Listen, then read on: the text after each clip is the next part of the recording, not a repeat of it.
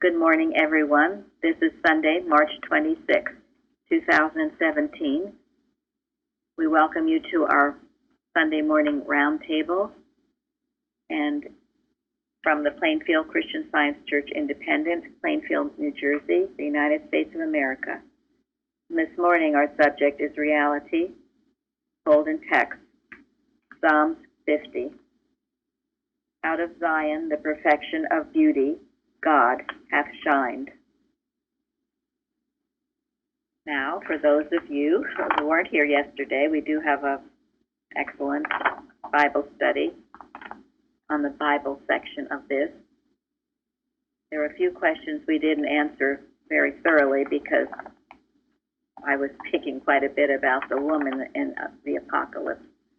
So we might get into that a little further in our Science and Health discussion. Okay, we will go to Science and Health. And who would like to read number 3? I can do it. The Revelator tells us of a new heaven and a new earth. Have you ever pictured this heaven and earth, inhabited by beings under the control of supreme wisdom? Okay, and both Florence and Jeremy wrote about that on the forum. If you want to say anything. Well, I certainly know it felt like that to me when I first got here. It was quite a different place than I had ever encountered before. And, you know, first of all, it was different that people were really striving to know God. But the other part of it was that they weren't making it a secret club. They wanted everyone to be involved. How different is that? The way so much of the world is. So I was so grateful for that. I am so grateful for that. Thank you. Well, I feel that, this new heaven and new earth, this is what the gradual or slow realizing of what's true through Christian Science really gives us. We are told, Mrs. Eddy clearly states that it's a new birth, it's a new way of looking at life. It's the spiritual standpoint. We come into something completely different, under the control of God. And I can't think of anything better than being controlled by the Supreme Mind. Because really right now, there's so much going on. Everything is trying to sway your thinking, control what you believe, and so on. And I'm so grateful. It makes me so grateful for knowing the little I know in Christian Science, because it brings some calm, some peace, some steadiness in how to deal with challenges that come. I was talking to someone whose husband is not very well recently, and she just went on about how terrible everything is. She's nervous all the time. She's afraid, essentially, looking at the news, everything, the health situation. She goes to the doctor, appointment after appointment, and all that. And here is something, an understanding that really grounds you on something you can lean on as Science and Health begins with. To those leaning on the sustaining infinite, today is big with blessing. I mean, how wonderful is that to know that there's a new way of thought under God's control that can really help. We don't have to live a fearful life. So, yes. Thank you, Florence. What a great explanation. And why is it called new?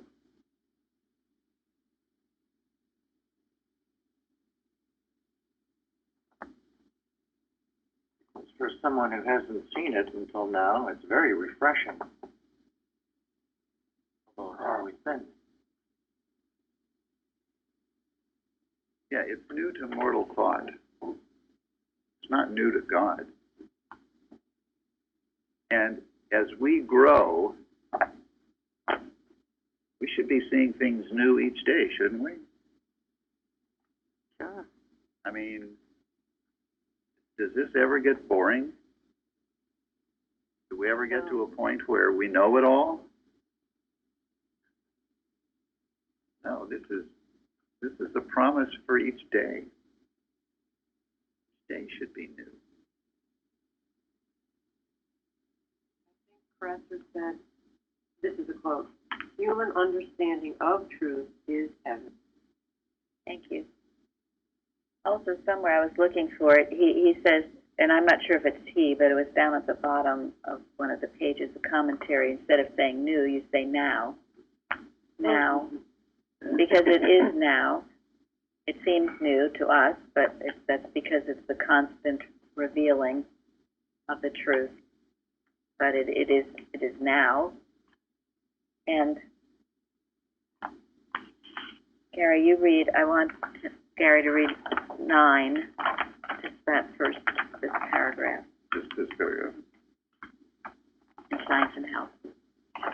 The revelator had not yet passed the transitional stage in human experience we call death, but he already saw a new heaven and a new earth. Through what sense came this vision to St. Paul?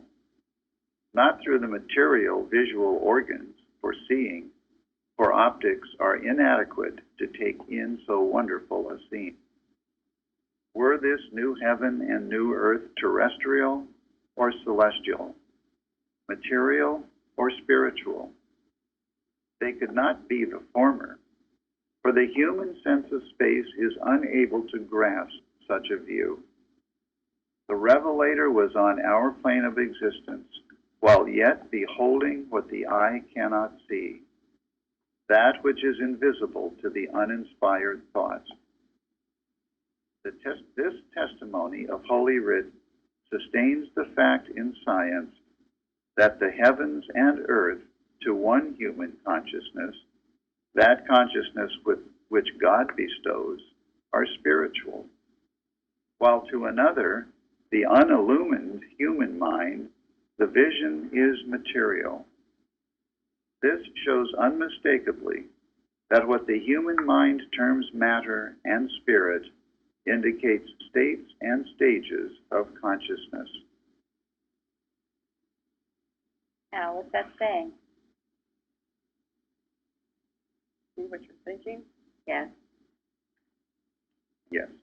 You know, you can have two people in the same situation. One will see something terrible and disastrous, another will see something quite wonderful.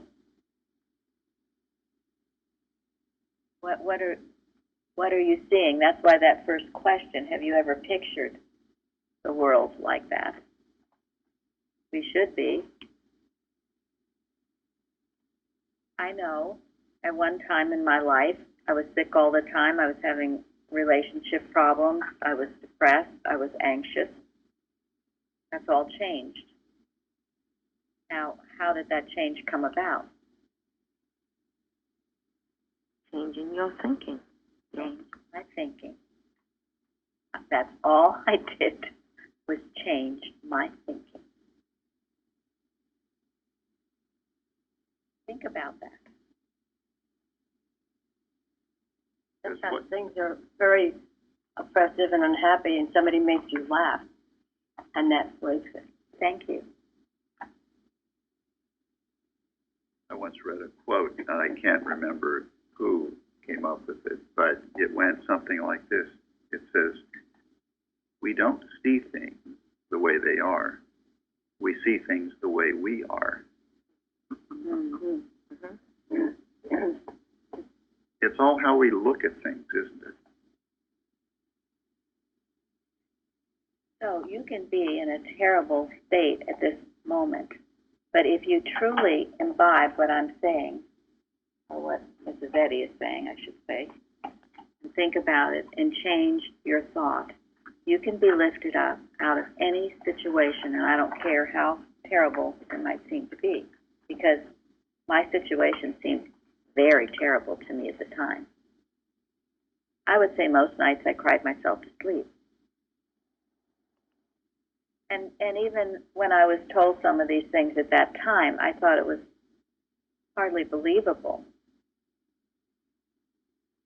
And it was very hard for me to change my thinking because I had thought that way for so long. So you have to make this huge commitment to that. And this isn't pie in the sky. This isn't just saying, oh, well, God is love and everything is great. In the meantime, still churning and upset and hateful and resentful, which was my definition of Christian Science, my erroneous definition of Christian Science. You've got to change it from the inside. You cannot hate that person or resent that person. You cannot be afraid. Love at the same time.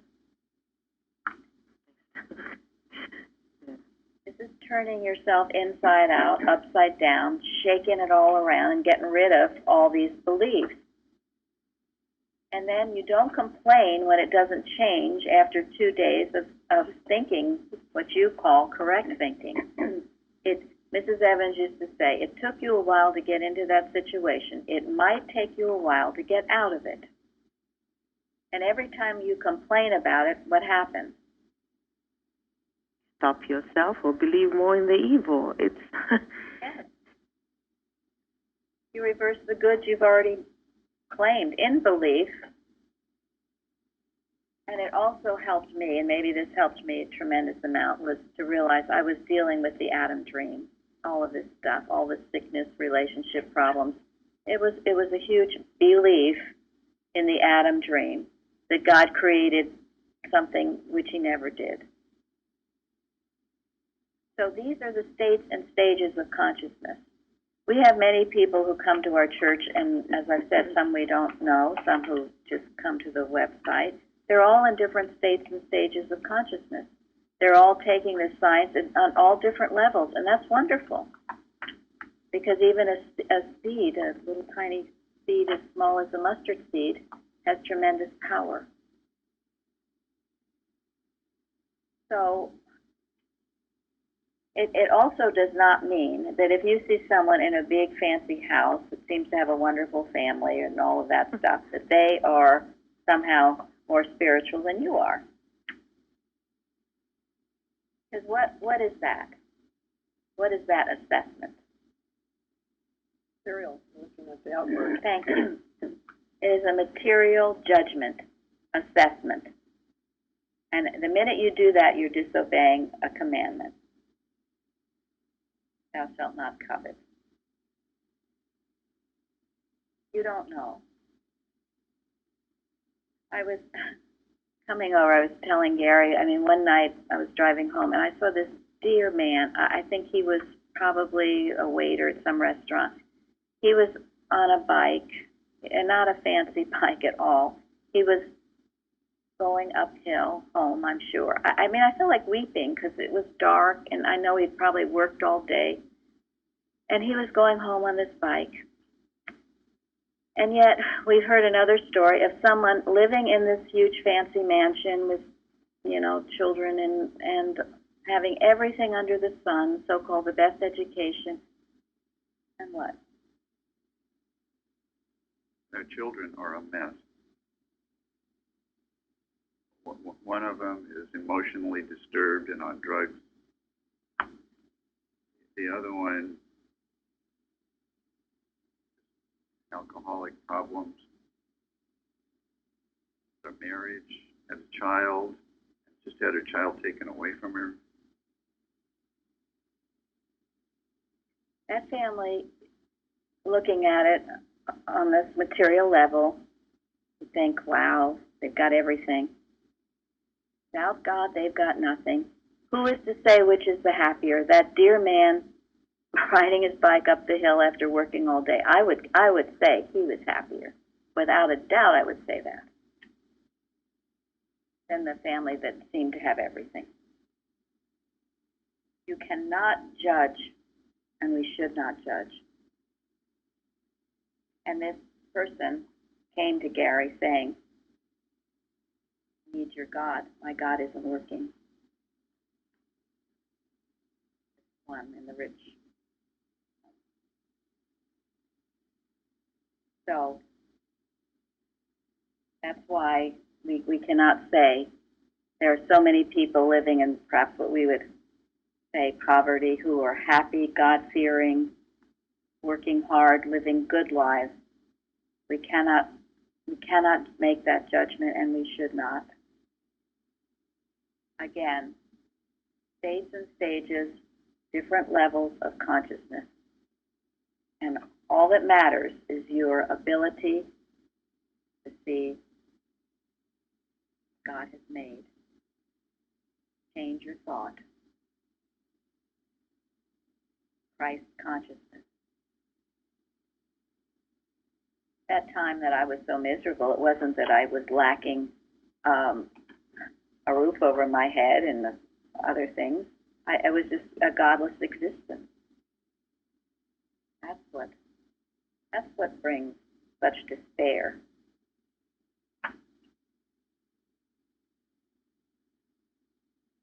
There was something in the Wall Street Journal about people living in the United States, great lives of despair and desolation, as we've talked about the rise of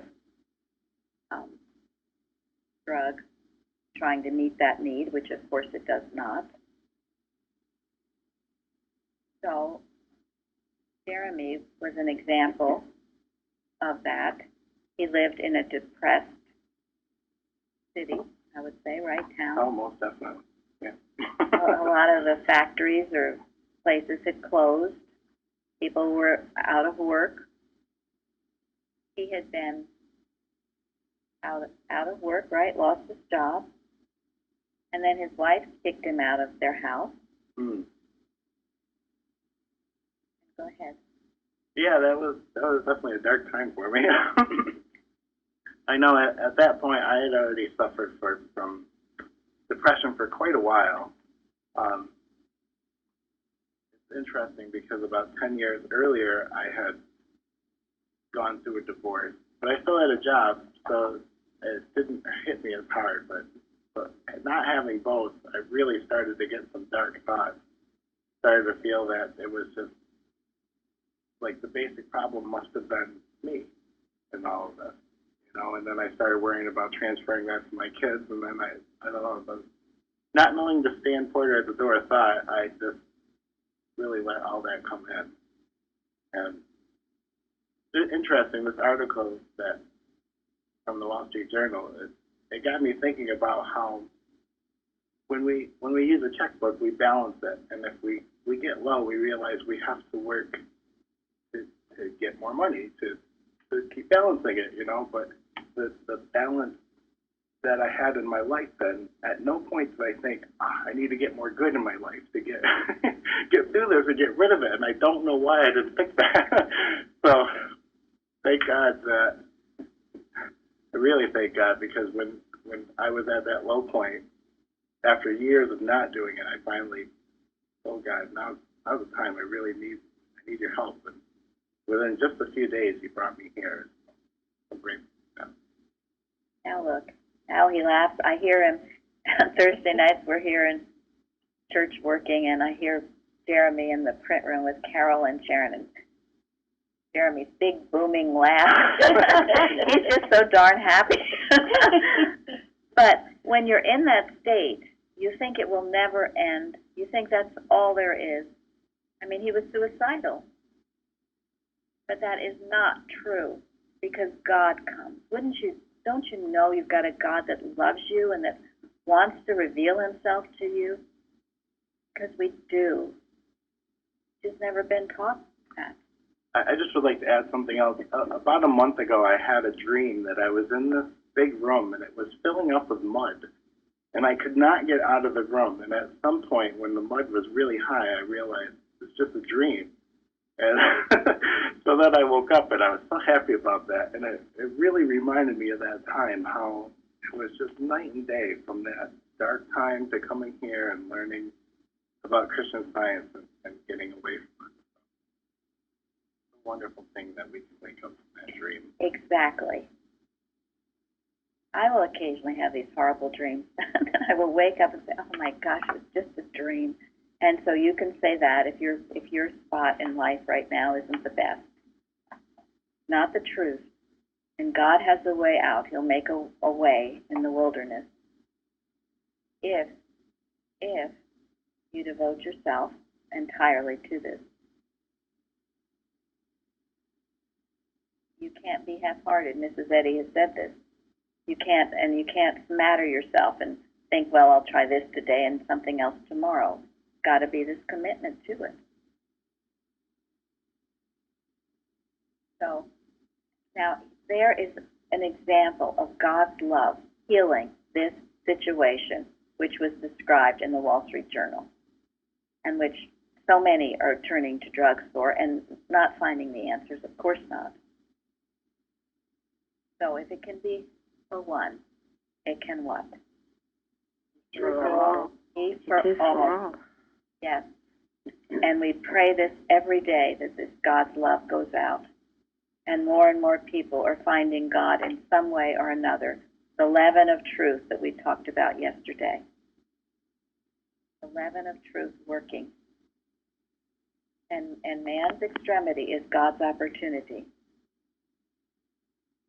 But these are the states and stages of consciousness. So if you're in this position now, know you can, through right endeavor, you can rise up out of it, out of the Adam dream, into this new Jerusalem, this creation that God has made. The only creation that there is. Only the one.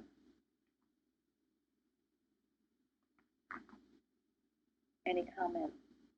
And how do you get to where you can see this heaven and earth inhabited by beings under the control of supreme wisdom? How is that possible?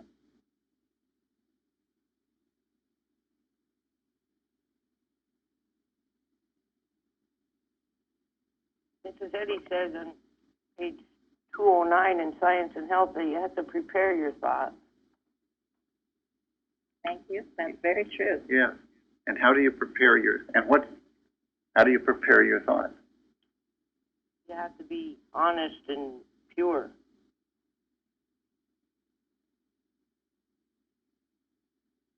Yes.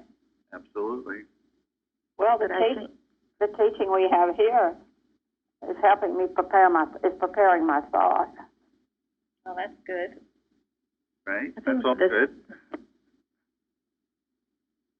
Go ahead. I think that the simple things of doing the lesson consistently, we can't go past it, because that's what sets your day.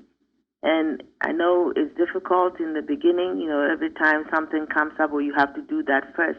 No, it's this simple discipline of get up, that's the first thing I have to do. Just like you won't go out without brushing your teeth. This is even more important. And I think if you take these simple, practical things, this is what brings our thinking up to where we can turn it away to God when, you're being distracted, for example.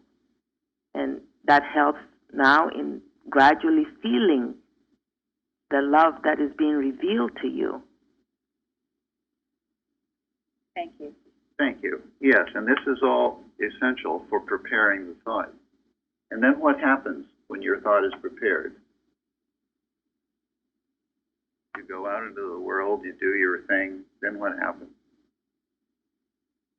Has anybody ever been tested? Sure. Be challenges. You lose it.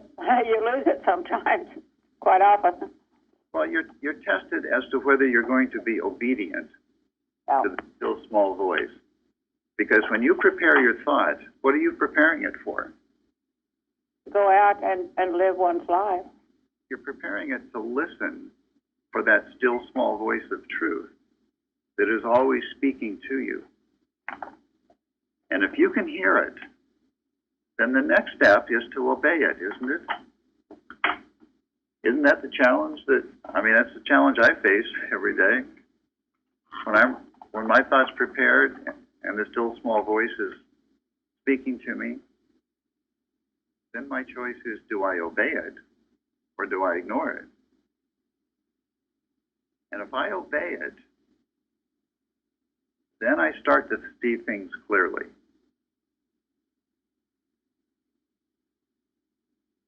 Your understanding increases. And also it became less of a challenge because I would think it would become more of an opportunity. Wait a minute. Demonstrate what your thoughts for. Every challenge that present to us, I believe personally, that we can overcome them. When we overcome them, they become opportunities. Yeah, this is a science. It requires practice. And as Mary said earlier, you don't get it all in one day or even 2 days. What? Years. Yeah. I mean, this is a life work, isn't it? So in the Bible, you remember the story of Jesus after I can't remember how many days that he fasted. 40 days. Then he went to the mountain, got tested by Satan, right? And he overcame them one by one. Then it was after that, when he came down, that he performed some of his greatest work in the Bible. Yeah. That's when he started his ministry and and the miracles started flowing. That's in Revelation, too. There's a part where everything seemed so great. Everything was harmonious, and then woof, the red dragon appeared again. That's when you have to be the most careful, perhaps, when things are harmonious. And I always remember, I watched it many, many years ago, but it was, I think, the movie Poltergeist or something. Everything, they seem to have gotten whatever the demon was, and she's taking a bath, a bubble bath, and it came up out of somewhere and scared the bejesus out of me. But anyway, you have to always be on guard, and one of the biggest things to get you off track is ingratitude. You're not really grateful for what you have. That's why the prodigal son had to go and eat the husks and leave his father's house. He wasn't grateful for it. So he had to learn maybe what he had. And then he had to have the humility to come back. If he didn't have the humility, his pride would have kept him there, and he would have been eating husks forever. So this new heaven and this new earth is written of in Revelation near the end of the chapter, right? After the war in heaven. Elizabeth, what was your definition of the apocalypse?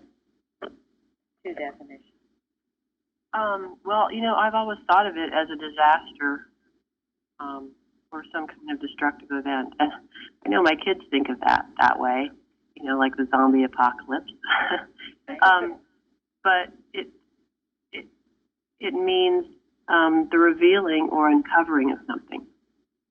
And there was a quote from Patheos, and it said, the secular definition of apocalypse, or the way in which the world uses this word without referring to the Bible, is that it means some event of cataclysmic proportion.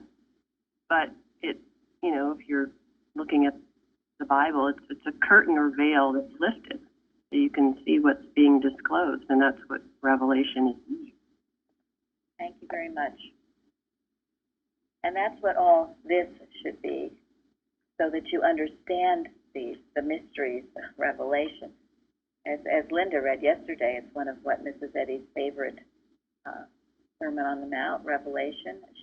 If you haven't read that chapter or listened to Florence, no, Florence hasn't read it yet, but she will in the future. Anyway, it's Someday yet. Someday yet, yes. It's an amazing chapter. Just an amazing. No one could explain it better than Mrs. Eddy. And as we spoke yesterday, she was the woman in the apocalypse. What did you say yesterday, Carol, as a child? I remember when I was a child, when I first heard that story of the woman in Revelation, I just knew it was Mrs. Eddy. There was no doubt. There was no question. Oh, that was her. And does it make sense? And yeah. So I was saying too, I'm sure it can't be lost. Science can't be lost. That understanding can't be lost, because it's right there for the pure innocent thought, the childlike thought, to get it. So, and you look. And that goes back to what Luann said about preparing your thought. You have to be pure and innocent, pure in heart to see it. The pure in heart shall see God. Their eyes won't be closed with all the intellectual gobbledygook. And Florence yesterday said, what was the child? The truth. Truth, the divine science that she brought forth. And then what is the red dragon? Lie. Yes, the lie. The aggressive animal magnetism that's opposed to the revelation of the truth. Antichrist. Yes. Opposition. Yeah, All human belief. it is materialism. The war is against spiritual truth. It's not a person or a place or a thing. But it can appear to be very nasty. If you're not rooted and grounded in your science, it could try to uproot you. That's what was so tremendous about the Christ and about Mrs. Eddy. It did not. So let's turn to number 5. Who would like to read that? I can. Thank you. Revelation 12:1. And there appeared a great wonder in heaven, a woman clothed with the sun, and the moon under her feet, and upon her head a crown of 12 stars. Heaven represents harmony, and divine science interprets the principle of heavenly harmony. The great miracle to human sense is divine love, and the grand necessity of existence is to gain the true idea of what constitutes the kingdom of heaven in man. This goal is never reached while we hate our neighbor or entertain a false estimate of anyone whom God has appointed to voice his word. Again, without a correct sense of its highest visible idea, we can never understand the divine principle. You want me to continue? Yes. Ignorance of the divine idea betrays at once a greater ignorance of the divine principle of the idea, ignorance of truth and love. The understanding of truth and love, the principle which works out the ends of eternal good and destroys both faith in evil and the practice of evil, leads to the discernment of the divine idea. What is that saying?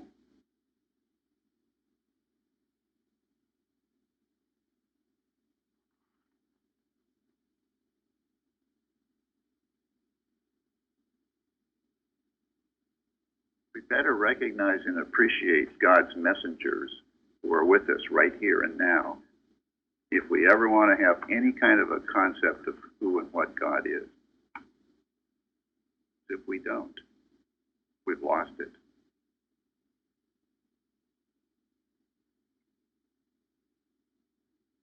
We'll take it right here and now because there's a tendency sometimes to humanize people or to try to see their faults. We work to see the Christ truth. If you are spiritually minded, you will know when someone is humanizing you, trying to see you in a human way, your foibles, or take your family personally, or whatever else, or perhaps think, oh, they're not so great. See the Christ in each other. Now, I feel, speaking here, she is speaking of herself, isn't she? This is Mrs. Eddy. Yes. She is the messenger. And she experienced it all. And she saw the impact that it had on people. People who saw her right were of great use to God and great use to the cause of Christian Science. People who didn't see her right were of no use, or worse. Gave her endless troubles, as we talked about yesterday at the Woodbury. And it would try to crucify her. Somewhere I was looking for the quote, but she says that it just follows that you have to see her right. Anyone who didn't see her right, that their thought was darkened and they would end up leaving the science. It is so important. That's why, to me, the Peel biographies were so offensive, because as far as I was concerned, and I read them obediently, this was years before our independence, they darkened my thought toward her because I felt they humanized her because he didn't have a right concept of her, while the Carpenter books have enlightened me and lifted my concept of who and what she is, and also how to demonstrate the science. And Carpenter begins his spiritual footsteps. You have to have the three things, he says: Bible, science, and health. Also the example. Mrs. Eddy was the example, as was Jesus Christ. To say one thing about humanizing people is such a danger. When you humanize someone, you'll either love them or hate them, or both. And for me, one thing that's helped a lot is the retrospection and introspection. There's some chapters there on personality, and Mrs. Eddy makes it very clear. Because obviously in Mrs. Eddy's time, there were those who knew her personally, thought of her personally, and then ended up being expelled because of their personal sense. The explanation and the retrospection that I mentioned helped me immensely how to get a clearer and a better focus on what's really the right way to look at anybody who's like a messenger for the age, who Mrs. Eddy obviously was. That's right. That is an excellent chapter, and certainly those articles on personality, everyone should know them. This is why we all need to know and study science and health and prose work. When people go off and go on reading all this other literature before they really understand those two textbooks, you can be misled. Unless, of course, it is the early workers that we've talked about. They're good. But even before that, you should have an understanding. So many people ask me questions that are in the textbook or that are in prose works. They just haven't bothered to read it. I don't think there's one question she doesn't answer. That's what's so wonderful about this revelation. There's nothing she shies from. And it wasn't her revelation. She knew it wasn't her. She knew she was a scribe under orders. This is the Word of God.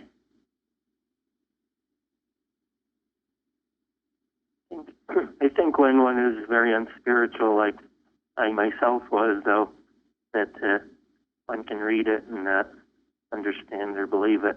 I think it is so important to be with the correct people. And I was thinking about how correct Plainfield is, but then thinking of correct people, during this roundtable, it made me think that now Mrs. Eddy and Christ Jesus are correct people for me too, because through Plainfield I can understand what they're saying, and I trust what I'm reading, which I never did before, because the whole outside world is saying the opposite of it. And that's what happens when you aren't hanging out with the correct people, is that you believe the incorrect and you're done for. Thank you, Mike. That's absolutely right. So true. Yeah, or you doubt. You wonder, because the world wants you to wonder about the truth. How could it be really the truth? Isn't the whole downfall of the organization because the directors were trying to humanly figure out how the laws in the manual could be obeyed. They were trying to humanly figure it out instead of understanding that this was the Word of God just as much as science and health. Thank you. Absolutely right. Everything became humanized for their lack of understanding. And Mrs. Eddy, I think, knew that would happen. It's why she did what she did. She didn't want a big organization. And you see, I've heard, too, that the independent movement has many more people than the organization does. I don't know if that's true, but there are a lot of independents, a lot of various ideas. But the main thing for us is to keep what we're doing as pure as possible and in correct obedience to Mrs. Eddy. I guess what I find really important is that it deceives the very elect, that sometimes this would like to present it as them loving Mrs. Eddy, that I'm speaking of the thought that is in the organization that I grew up with and around. They would use words like revelator, but at the same time, in their heart, in other words, you get the message she's just a good thinker. And they do this to Christ Jesus, too. You see that where they refer to him as another prophet. And they show respect. What a wonderful, amazing thinking prophet. And I think this is something to be very alert to, because it makes you think, well, they're showing respect, so this must be okay, when it's not. Thank you. This was an important point that needs to be brought out. This is why the understanding of Christ Jesus and Mrs. Eddy in Revelation, also we talked about it in Isaiah 53 and 54, is so important to see who and what they are. Mrs. Eddy was not just another nice lady who formed a religion. She's the woman in the apocalypse. We better respect that. And if you do, and if you understand that, your understanding of science will rise and grow. Go ahead. I think it should be more of a reverence, not just respect. This is higher than what we know. It is. You're right. Yeah, because that attitude that Linda just described, and I felt it myself growing up, in Sunday school, in churches that were affiliated with Boston. The attitude is that Jesus and Mary Baker Eddy, they had wonderfully developed superior human minds. I mean, that's kind of what it boils down to. That's what it boils down to. I mean, it's not stated that way, but that's the thought behind that kind of attitude.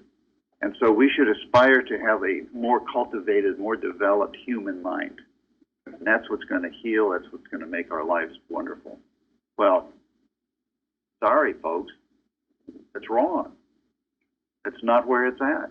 That's why so many people who grow up in the Christian Science churches end up being so anxious, so fearful, so superstitious, because they think that there's a mind other than God.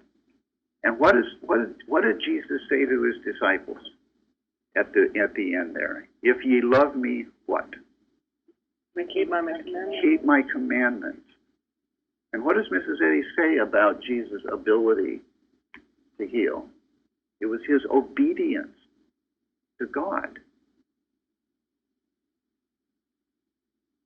What you don't get in the organization, I'm sorry, is the absolute essential element to growing in science is obedience to the law. It's obedience to what you know of the truth. If you can't honestly obey what and even if it's a little, what little I know of the truth, I don't know, if the key is to obey it honestly. That is what brings spiritual growth. And as this paragraph says, the grand necessity of existence. That's the most important thing you have to do, more important than anything else you think you need to do, more important than your job, more important than your family, more important than anything. The grand existence, the grand necessity of existence is to gain the true idea of what constitutes the kingdom of heaven in man. And the goal will never be reached while we hate our neighbor or entertain a false estimate of anyone whom God has appointed to voice his word. Again, without a correct sense of its highest visible idea, we can never understand the divine principle. This is why we do what we do over and over and over. I could go for hours on Revelation and barely touch the surface. What page was that on? That was from our lesson on page 560. One thing that's very important is that when one goes to the concordance and puts in that one messenger, it isn't under just one in messenger, it's under Mary Baker Eddy. Only under Mary Baker Eddy. So she said she was the one messenger. One messenger, yes. Quickly, Benjamin, because I have to end it now. Yeah, I was thinking about spiritualizing your thoughts. There's no better element to do that than thinking about the life of Jesus Christ. Just thinking about what he accomplished, how he lived his life, and also Mrs. Eddy, how she lived her life when she was here. Just thinking about that alone has great power. I think nothing can actually compare to that at all, really. Thank you. That's absolutely right. And that's filling your mind, your thought, with the enduring, the good, and the true. And I'd also like to say that in regard to what Linda was saying, the deception, over and over, Mrs. Eddy's chapter on Apocalypse is about the subtlety of the serpent. Lust and hypocrisy were what the dragon fed on. All right? That's how it gained its power. It's in belief. Lust and hypocrisy. That's the beast and the prophet. It's all in her chapter. So this is what we must watch against, how it would deceive you. Things can sound good, but they're not. And only your spiritual sense will discern it. In the lesson, in the Bible, it says, looking for and hasting unto the coming of the day of God, wherein the heavens being on fire shall be dissolved, and the elements shall melt with fervent heat.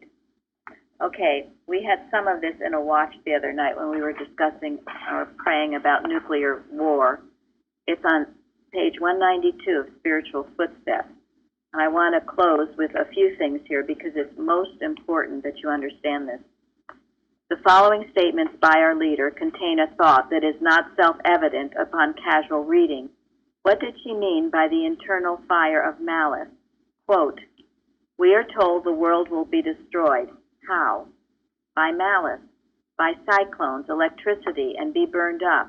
What is a cyclone? It is a condition of mortal mind, malice. What burns it up? Malice. We are told, like Mount Pelee, there is an internal fire, malice, that will finally burst forth and destroy the world. It is all malice, and our textbook tells us Christian scientists will hold such things in check. God never made them, and they can be overcome just as the same as sickness. It is all within. This is within our, that's end quote. This is within our consciousness. This is why what we're doing is so important. This is why we can change the course of history, by seeing, bringing in that new Jerusalem individually and then collectively. Then she also says, Mrs. Eddy's revelation unfolded to her that mortal mind has an inherent malicious intent, which is to kill out the spiritual idea whenever and wherever it appears. On page 564 of Science and Health, Mrs. Eddy calls it, this malicious animal instinct of which the dragon is the type. This criminal instinct was evident both at the birth and crucifixion of the Master. Yet, from the Master's experience, we learned that in its infancy, the spiritual idea can and must be protected, and in its maturity, it is indestructible. People mourn over the crucifixion instead of rejoicing in the realization that it revealed the indestructibility of the spiritual idea. And then, Mrs. Eddy felt this hidden fire of malice, but she did not fear it. In his book, Mary Baker Eddy, Lyman P. Powell quotes her as saying, quote, the love that is going out to the world through Christian Science is the greatest power there is, and the only thing that will change that thought. I have often felt these hard, unloving thoughts of others come about me like dark clouds and seem to surround me, but they never touched me. And why? Because my thoughts were going out to them all the time in love with a desire to help them. So this idea of the destruction of the world and nuclear war and all of that, it's malice, isn't it? And we must pray and neutralize this error, this hate, neutralize what is bitter in it. And we do that just as Mrs. Eddy instructed, sending out love, always love in our watches, have no resent, no hate. And then it ends as we know, love fulfills the law of Christian Science. This is page 572 of the Apocalypse. And nothing short of this divine principle, understood and demonstrated, can ever furnish the vision of the Apocalypse, open the seven seals of error with truth, or overcome the myriad illusions of sin, sickness, and death. Under the supremacy of spirit, it will be seen and acknowledged that matter must disappear. So, Revelation, wonderful chapter. Thank you all for joining our roundtable. And we will know that this word goes forth with understanding and power. The understanding we've received here today will help all those listening to understand and to grow and to be blessed by it. Thank you all. Thank you. Thank you. Thank you.